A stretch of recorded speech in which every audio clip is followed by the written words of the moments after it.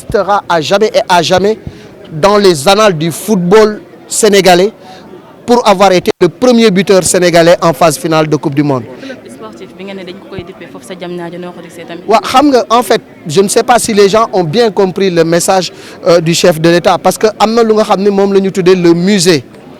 de l'international, le musée des sportifs. Loolu le président wax né dinañ ko ériger à Diamniadio. Man dafa bok ci li nga xamné bu ngeen déglo suma interview ci fan yépp dama wax né tay war nañu am un musée de l'international. Un musée de l'international mooy lan mooy barab bu nga xam ne dañu fay mandargaal ñi nga xam ne def nañu ay jaloore ngir seen réew. Je pense que tey Pape Bouba def na lu nga xam ne génération yi di ñëw suñu duggee ci musée boobu dinañu xam ne Pape Bouba Diop est le premier buteur de l'histoire du Sénégal en Coupe du monde de football. Il est le meilleur buteur à l'heure actuelle du Sénégal en phase finale de Coupe du monde de football. Je pense que loolu yëpp dañ ko war a retenir mu nekk ku nga xamante ni nii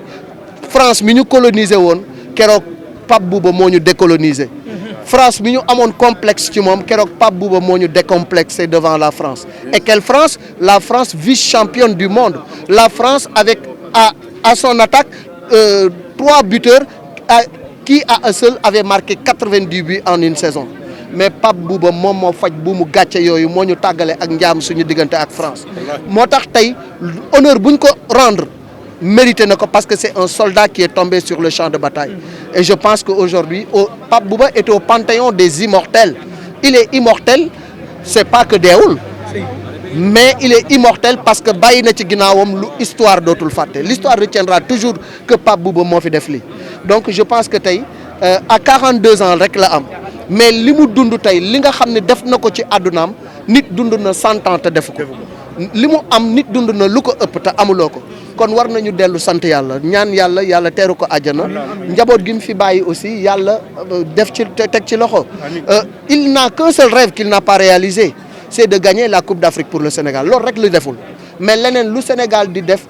na ko. Il a bourlingué partout. Pape Bouba carrière am dafa nekk une carrière atypique Ndefane la jógee dem Jaraaf junior ñu déclassé ko mu dem senior football fa 2 ans dem Suisse jóge fa ñëw Lens toj Lens jóge fa dem coupe du monde toj coupe du monde jóge coupe du monde dem Fulham toj ko il a fait 74 matchs à Fulham. Il est l'un des meilleurs buteurs de cette équipe-là et pourtant c'était un milieu de terrain. Donc ça veut dire que nit la bu nga xamante ni nii gabareem ak ni mu toll ak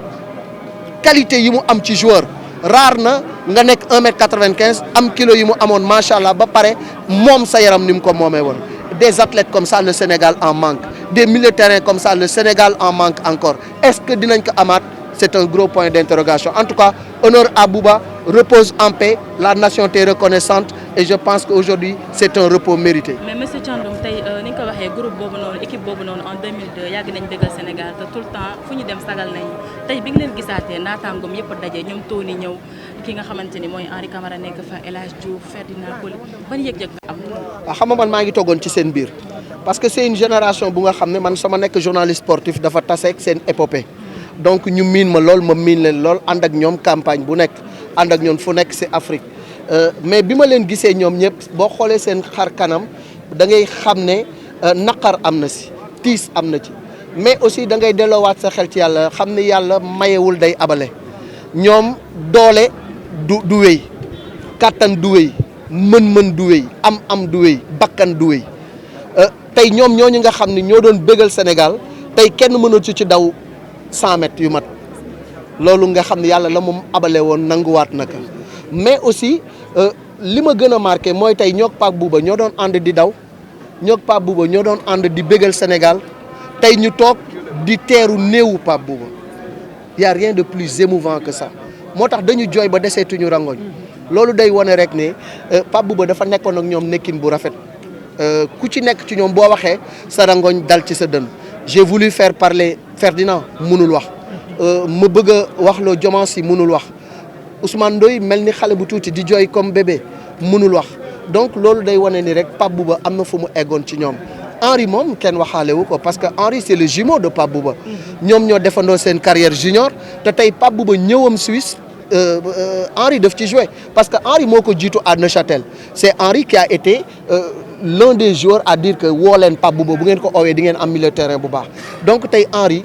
li mu yëg ci naqar kenn mënu la ko wax te moom tamit bi mu déggantee ak Pape Bouba 2 jours lañ ci teg xaw ma 48 heures ñu ne ko Pape Bouba gaañu na mais gëmu ko dafa envoyé message jabaru ci message Pape Bouba jabaram ni ko effectivement Pape Bouba gaañu na donc tu vois que loolu yëpp dafa métti mu mel ni Pape Bouba da doon xaar Henri woo ko mu tàggoo ak moom soog a dëddu àdduna donc c'est une génération bu nga xam ne am nañu trop lu leen métti tey mais bon c'est ça la vie kullu nafsin saayixatil mawti li yóbbu yonent bi yóbbu Serigne Touba Khadim Rasoul yóbbu Seydi Hadj Malick yóbbu mag ñu tedd ñooñu fi nekkoon du fi bàyyi Bouba Diop du ma fi bàyyi du leen fi bàyyi yàlla na yéex mais yàlla na fekk ñu def jëf ju mag te je pense que Pape Bouba jëf ji mu jëf tey war na tax ñëpp fier kenn waru ko jooy kenn waru ko jooy xam nga lu ñu war a def ñeeku ñaanal ko cat bañ ko jiitu si bàmmeel loolu rek lañ ko ameel mais vraiment c'est un guerrier qui est tombé yàlla na ko yàlla yërëm